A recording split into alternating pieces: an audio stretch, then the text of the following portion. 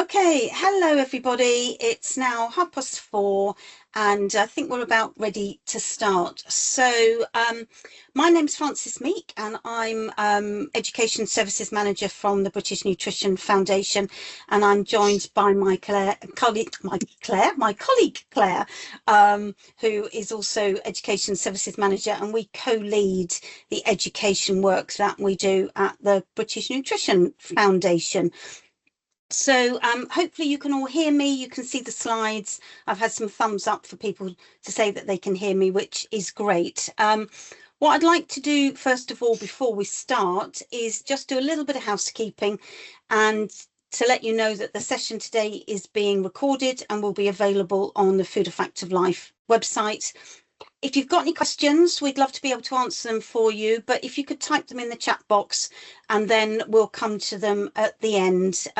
But both Claire and I will be keeping an eye on the chat box as well, so if there's anything we can pick up as we go along, we will. At the end of the session, it would be really helpful if you could complete a very short online evaluation for us. This is the first time that we've done something specifically for head teachers, governors and senior leaders in primary schools. Normally our audience is the teaching colleagues in the schools, so it would be really helpful for us to know whether we've hit the mark with this presentation that we're doing today, and if there's anything else that you feel would be useful for us to do. So, creating a great culture, particularly around food in your school. And what we'll be covering today is the role that heads, senior leaders and governors can play in creating a culture and ethos of healthy eating. Embedding a whole school approach and the benefits of that, particularly to pupils, staff, but also to the wider school community as well. And then enabling your colleagues, or you if you are a classroom teacher, to give consistent messages around nutrition in lessons, but also not only in lessons, but around lunchtime and throughout the school day as well as teaching pupils about where food comes from and how to plan and cook healthy and sustainable drinks, snacks and meals. And then Claire's going to go through a number of curriculum compliant resources that we have available to you and to your colleagues, and then some further links to information and support and resources. Okay, so let's get going. I'm going to talk first of all about the role of heads, senior leaders and governors in schools. And as you can imagine, their role is actually really important in this. And actually working with the governors or trustees, a head teacher should ensure all food and drink provided across the school day promotes pupils' health, well-being and learning. And I know that's quite a large statement, but it's really what it boils down to. So it's not just about the food provision. It's not what you're providing at lunchtime, although that's obviously essential, and we'll come on to that in a moment. But it's about everything you do across the school day.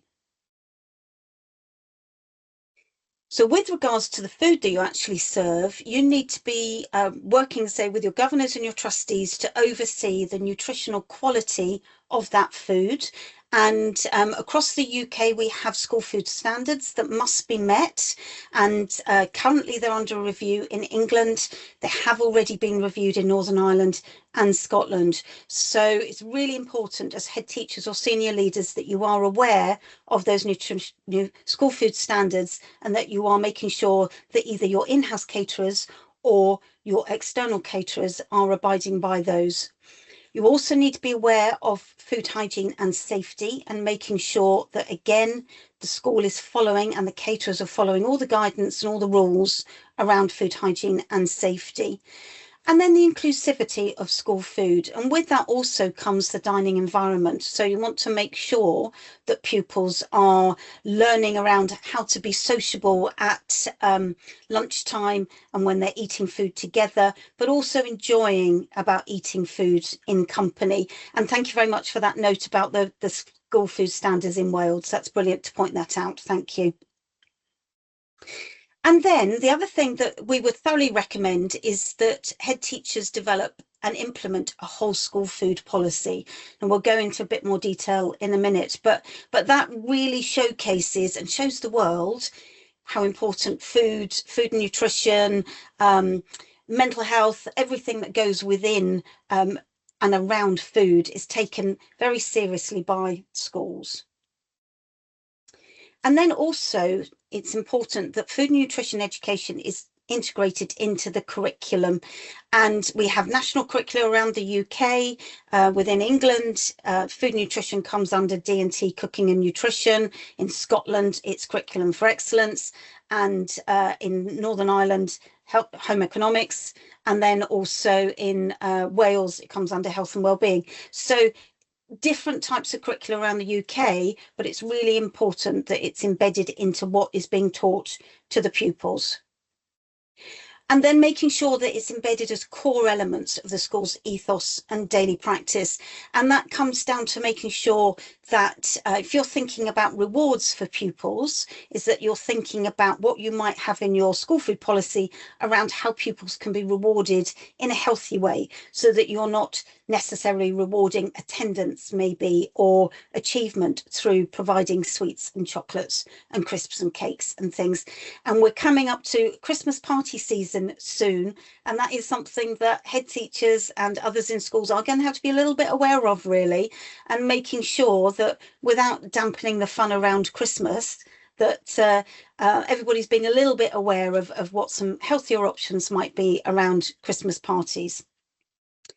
And if we've got any governors or trustees, particularly from England with us today, it is a statutory responsibility of the governing body and trustees to ensure that the school food standards are being met.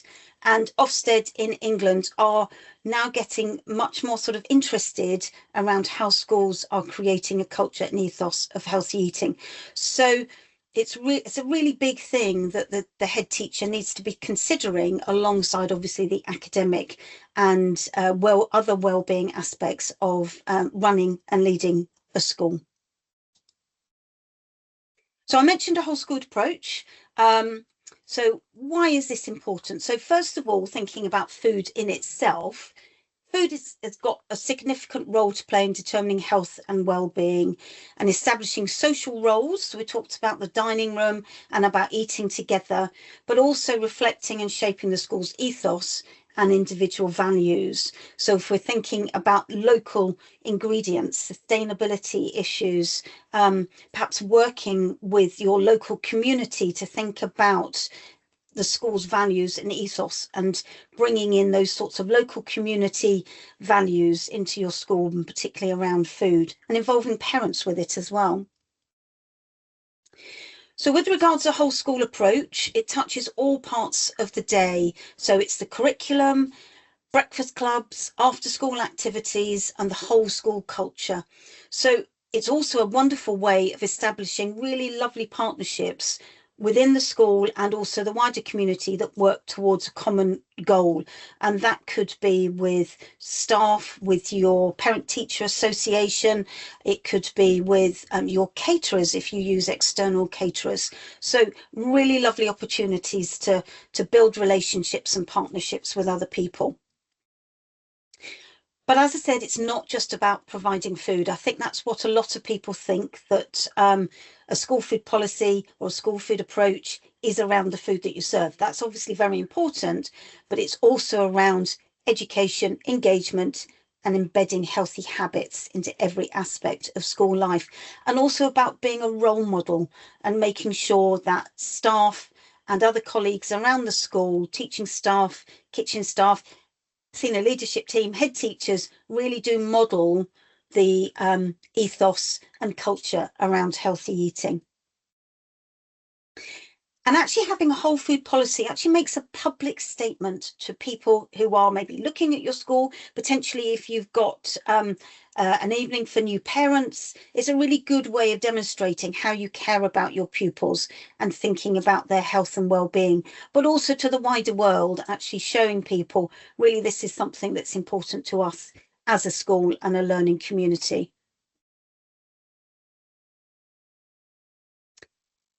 So for us, food education, and that's as BNF and Claire and me personally, food education is a really important part of a whole school approach. And whether it's compulsory or not where you are, it is sort of important that it's embedded. So making sure that you've got good food education ensures that pupils receive consistent messages around healthy eating. You're using evidence-based sources of information in order to provide that learning for your pupils, and Claire will be able to show you some resources that will help you with that. You can engage the whole community. It fosters a shared understanding. So we're thinking nutrition, sustainability, but also cultural diversity. It really brings together a school to think about all the different cultures and needs of your pupils and also the wider community. And it's a wonderful way of getting people involved. So getting parents and carers involved to actually do food lessons or make recipes or come and talk to the pupils about what they do. Perhaps they're a food producer locally. It's a really wonderful way to knit everybody together. And then also it empowers pupils to make better informed choices.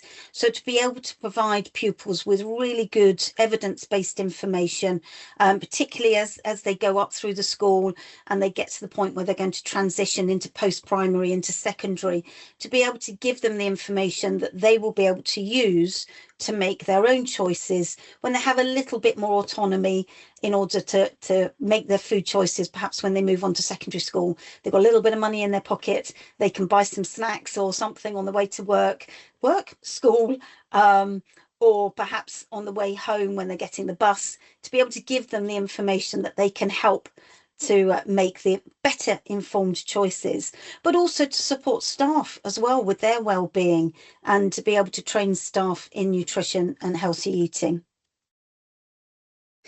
So ultimately, food education underpins a school's commitment to promoting well-being, equity, and lifelong healthy eating habits. And we as the BNF sort of can't stress that enough, really, and what an important role you all here have today in supporting your pupils in school, but also parents and your teaching colleagues as well.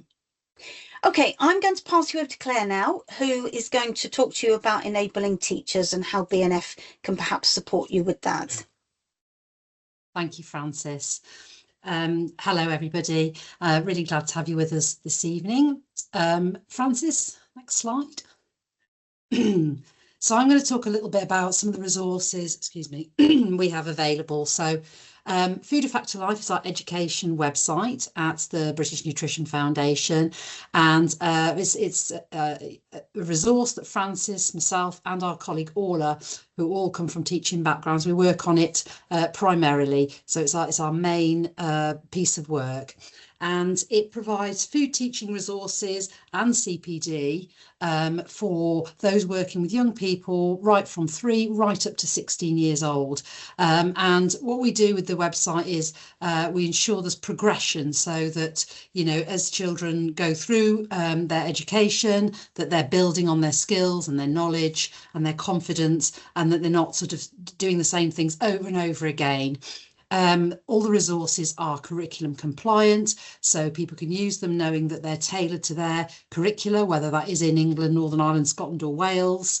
And we really strive to ensure our resources save teachers and other educators time. So we want to do the hard work for you so you can get on with the good stuff, the teaching and the food activities.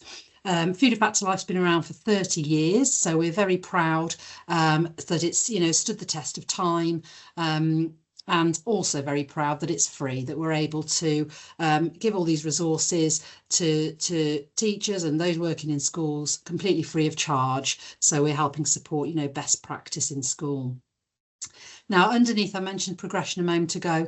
Underpinning all the materials on our site and all our training is a series of what we call key facts. So they progress from age 3 right up to 16 in a sort of a nice progressive trail pathway right through those age groups, again to ensure that children are learning something different. So you know, sometimes in primary children are doing fruit kebabs all the way through primary, but we want to make sure that children get lots of different experiences and that teachers feel confident about, running different activities in school. So our progression roadmaps ensure that you can look at them and see that what you're going to be teaching at different ages in your pupils' career. You can see where they're going to be going in the future when they go into secondary. You can perhaps see where they come from if you don't have early years in your school, but you can see where their learning should have come from. And we've got these roadmaps. There's 3 of them, one around health eating, cooking, and where food comes from. So you can see the journey in those sort of 3 themes. And we've also got interactive versions of these. So if you're working with children aged 7 to 11, you can look for the key fact about health eating, click on that, and it'll take you straight through to the website where there's lesson notes and the supporting materials. And then just to sort of pin down really on the primary age phase, we've got a progression chart. So it just deals with primary, so from 5 up to 11, and that sort of really maps out what children would know at different times in their primary school career. So it looks at different themes within food. So it could be, skills or ingredients. What ingredients would we expect children to have sort of experienced or looked at, be able to name as they go through primary school? What kind of nutrition messages do they need to know? All our materials are based around the UK health eating model, which is the Eat Well Guide. So, what should a 3-year-old know about the Eat Well Guide, and what should a 11-year-old know about the Eat Well Guide? So it progresses up so that the children are building on their learning. And then just to look into the website itself a bit more. So we've got different themes. Our key themes for Food of Fact Life are health eating, cooking, and where food comes from. So it provides a very rounded approach to food education. And these are how we organise the website. So whatever age tab you go in across the top, you'll find those familiar themes of health eating, cooking, and where food comes from. And then there'll be some additional ones depending, on whether you're looking at the primary or early years or secondary. So there's a 5 to 7 tab and 5 to 7 and a 7 to 11 tab. And you can go into those, find those areas, and go and find all the materials you need. And then we have activity packs as well. So we've got some special food related packs that highlight different messages. So we've got a Fibre February pack, which really puts a spotlight on fibre. So during February time, we sort of encourage everyone to think about Fibre February and do activities to raise awareness of the importance of fibre, how we can get enough, and all the rest of it. So we've got a special pack for schools. We've got a really fun pack on space, so looking at what's eaten in space and the sort of constraints when you're up there. And then we've also got primary food projects, which I'm going to go into in a little bit more detail now. So the primary food projects, I say, if you look at nothing else on the website, because there are over 3,000 resources, the primary food projects are really key for anyone working in a primary setting. So what we've done is we've developed 6 projects, so one for each year of primary school, and each project is designed to last about 6 weeks and deliver learning around health eating, cooking, and where food comes from, to cover food in the curriculum wherever you are, through different subjects. So for example, in England, it'd be covering the content for design and technology, cooking and nutrition, also some of the science curriculum, and a little bit of geography, and the RSC and health curriculum as well. In Scotland, it'd be covering health and well-being and food technologies, and so on. So those kind of areas, anything that food is mentioned in those areas, it will be covered at the right age phase in the primary projects. So each of the projects, you get an overview of learning, you get the objectives, and there's links, to the various curriculum wherever you are in the UK, and then lots of links out onto resources on our website. And these really ensure progression as well. So whatever the health eating messages are in the 5 to 6 project, which is bring on breakfast, They will differ from party time, 6 to 7, and so on, and build up, and the same with the cooking skills and all the rest of it. So that's sort of like 6 weeks of food lessons and practical food activities for each year of primary school. And of course, we'd love to primary schools do lots of other food activities and tasting and things alongside these projects, but at least it gives you kind of the bare minimum. You know that every year in school we'll have 6 weeks of food teaching. And then we know that, teaching food in primary can be quite anxiety inducing, with, all the number of children in the class and the sort of health and safety considerations when you're not in a kitchen, you're in a regular classroom for most people, and you've got to suddenly make things and use sharp equipment. So we've really, I've come from a primary background myself, so I do understand that very well. And so we've got a number of tools that can really help you manage practical lessons. So guidance on setting up your room, how to teach food skills, videos showing the different food skills, risk assessments and all things like that. So some links here, and we'll make this presentation available, and you can have a good look at those to sort of really build your confidence around teaching, practical food activities. And recipes as well, just to say we've got about 200, I think got about 250 recipes on the site. And again, lots of them tailored to suit primary, so i.e.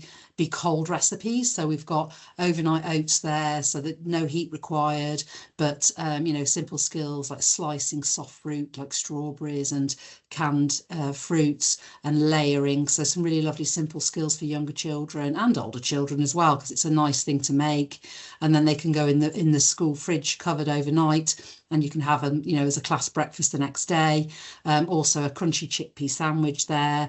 We've got a stripy salad pot in amongst them as well. So they teach lots of skills, getting children getting ready to do food activities. So, you can focus on making sure the hands are washed, hair's tied back, aprons are on, so they can really embed those key hygiene and safety steps that we need to take before we do food activities. They can learn to use the equipment and all the other behaviours around food before you even get to the heat or using ovens or hobs, which can be a bit more challenging in school. So just loads of recipes to support that and support all staff throughout the school teaching, say, different age phases.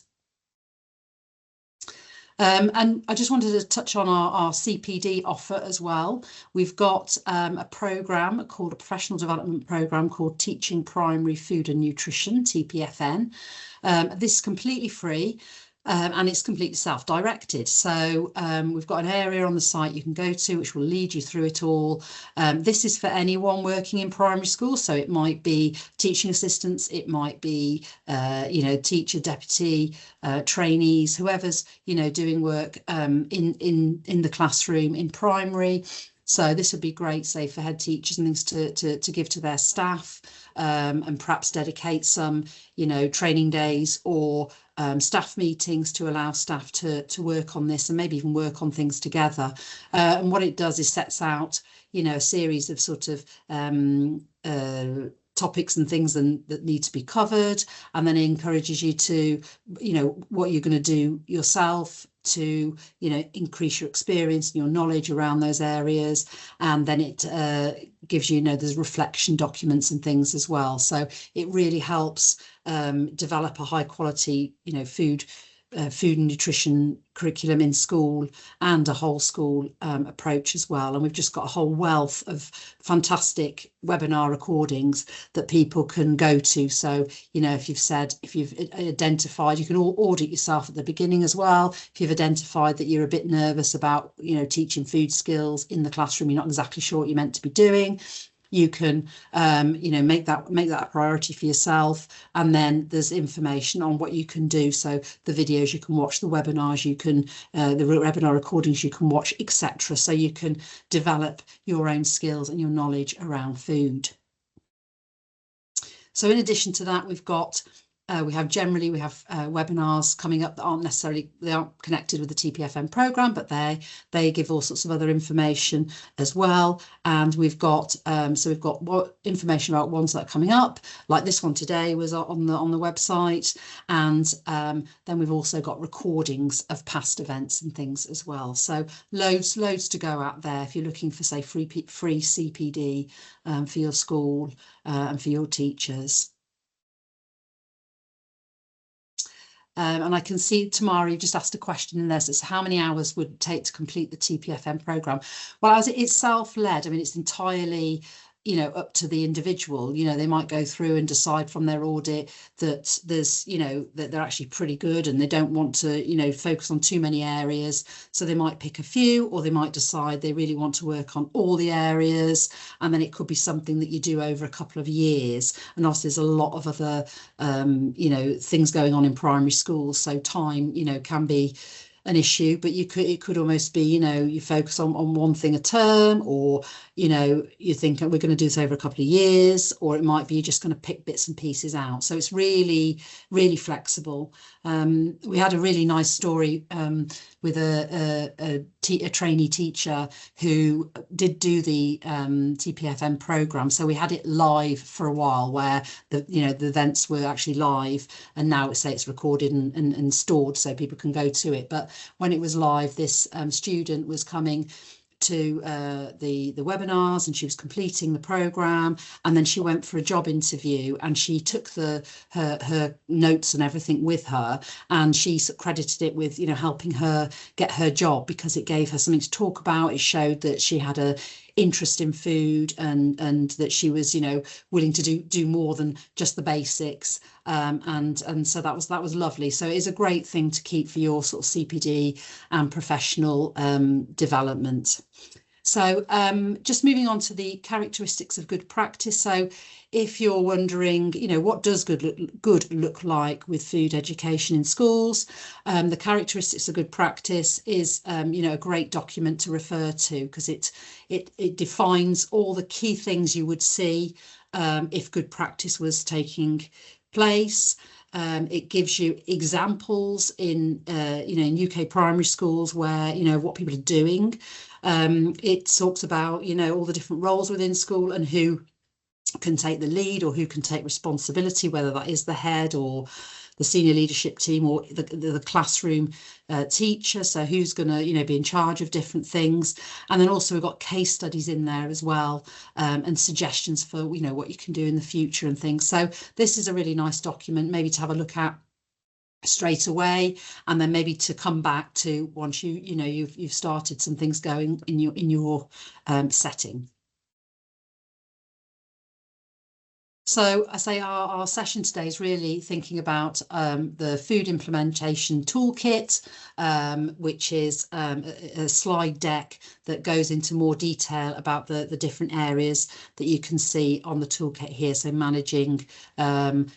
managing the subject, children's health. There's some background information on, why it is so important for us to be teaching food education and teaching it well, and the information Francis was saying today, but in a bit more detail. So head teachers can go away, look at the food implementation toolkit, and work out what they're going to do. What staff do they want involved? How is this going to happen in the school?